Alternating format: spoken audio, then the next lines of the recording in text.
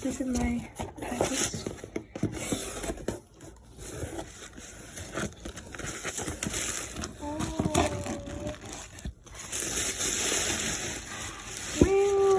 Oh my god. Oh my god, it's so heavy. Oh my goodness. Oh my god. I'm so happy. Happy Deepavali! Oh, I'm just feeling in such a festive mood today. I'm dressed like all traditional. I went to see my best friend, my college wife, who's also Indian, this morning, and we just read this really beautiful story of, it's called How the Stars Came to Be. It was such a beautifully illustrated book. We watched some Indian movie songs together, and we just gave each other some sweets, and it was just really wholesome.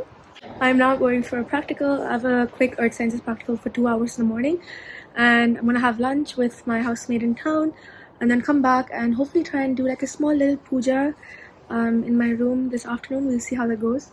But this year is already so much better than last year Deepavali. I'm just feeling so festive. So I'm done with my practical, and now I've come to the chemistry department to have lunch with my housemates, and then I'm going back to college. And it's just so freezing right now. So cold. The temperature like suddenly dropped. I don't even know why. It's been such a nice morning. I got some Indian sweets, and I've been like giving it out to all of my friends at my practical, and the lecturers and the librarian. And yeah, they all just loved it so much. And it's just like, yeah, I just feel really festive, and like it feels so nice to like show them a different kind of culture than they're perhaps used to. But yeah, it just feels really joyful. Morning. It's Saturday after Diwali, and I'm all dressed up and on a board a train to go to London, and it's now around 8:20 in the morning. The next stop will be Shelford. So I'm going for a Diwali Puja in London that I booked like many weeks ago, and I'm quite excited. So the organization that's hosting this Diwali Puja is called the Chinmaya Mission, and I've been closely associated with them, and I try and attend weekly classes where we discuss Hindu philosophy and Vedanta. So I'm really excited to go to London and see everyone from my class, because it's been a long time since I saw them in person. My taxi driver from Girton to Cambridge railway station was so sweet. We got out of the cab and he's like, "You look glamorous, what are you dressed up for? Are you heading to London?" And I was like, "Yeah," and I was telling him about Diwali, and he was telling me about how like his mom was born in India and how he wants to go there. And yeah, it was a really sweet conversation actually.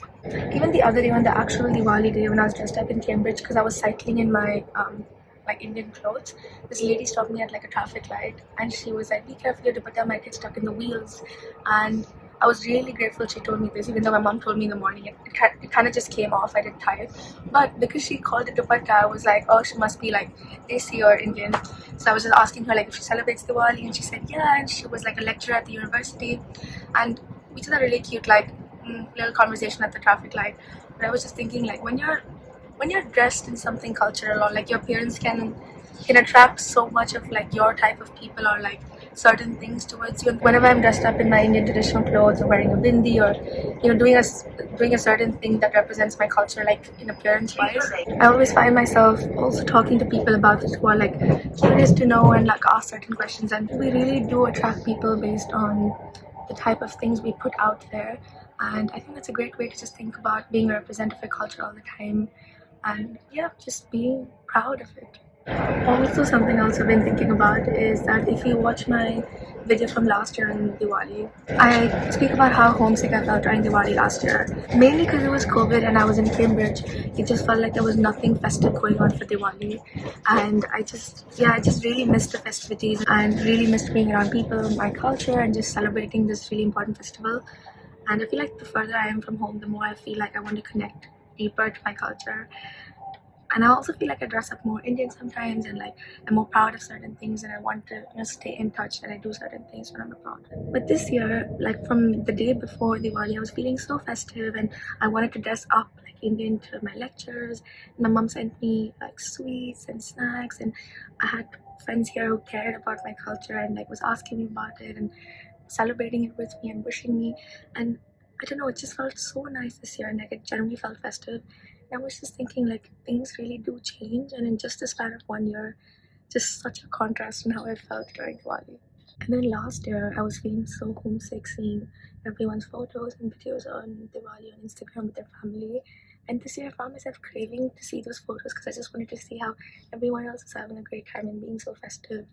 And yeah, it really matters how you feel on the inside, because that just changes so much on what you expect from the outer world, and yeah, how you respond to like certain stimuli. And yeah, just all these things I've been thinking about. So it's nice chatting with you about this on this train to London.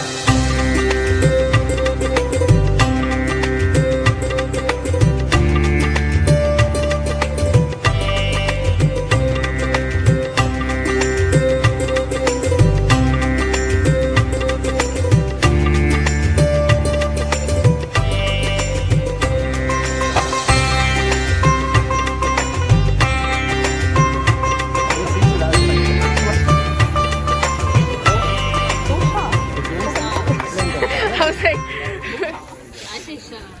really?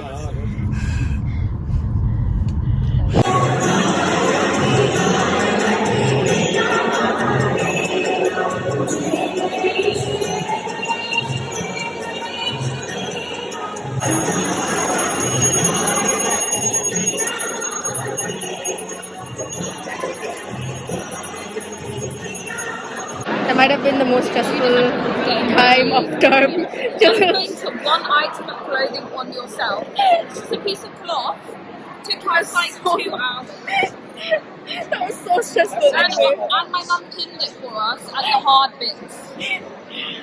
Oh my god, that was so stressful. I wanted to vlog that video. I feel like it was just so stressful. I forgot to like turn on my camera. Anyway, we made it here like just half an hour late. This is Nivi's first time wearing a sari though, and I think she looks stunning. This is me just bringing the skies of the coastal beauty of Odisha to Cambridge, and I hope you enjoy this piece that represents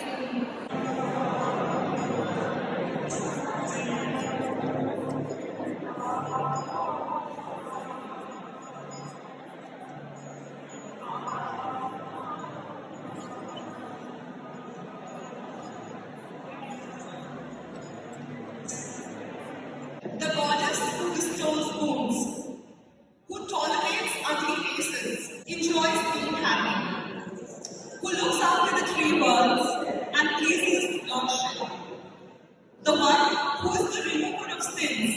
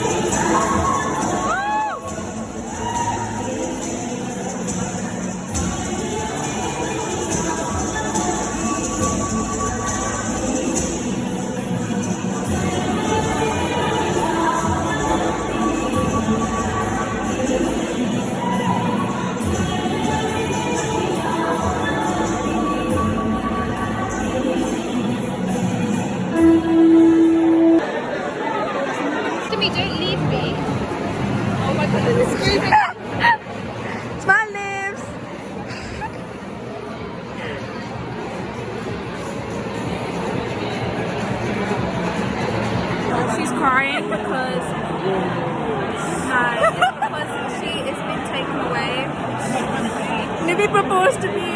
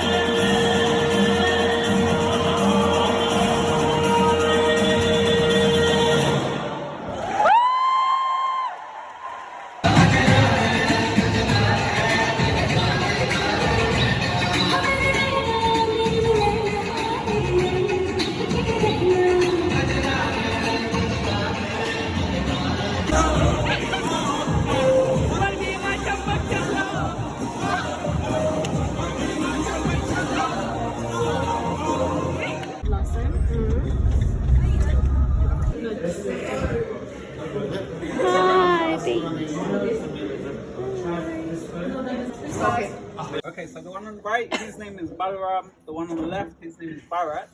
These are most trained dogs, and I thought what I want to do is get you to have a drive.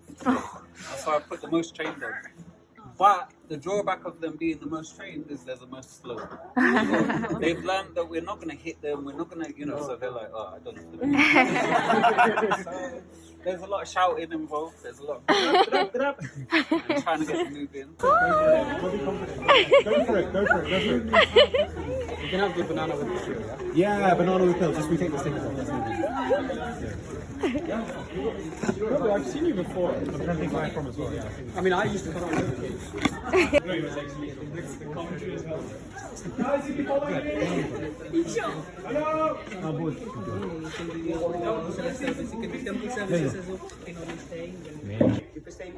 Hello. Hello. Oh, excited. Oh, you want it? Oh, it's humongous.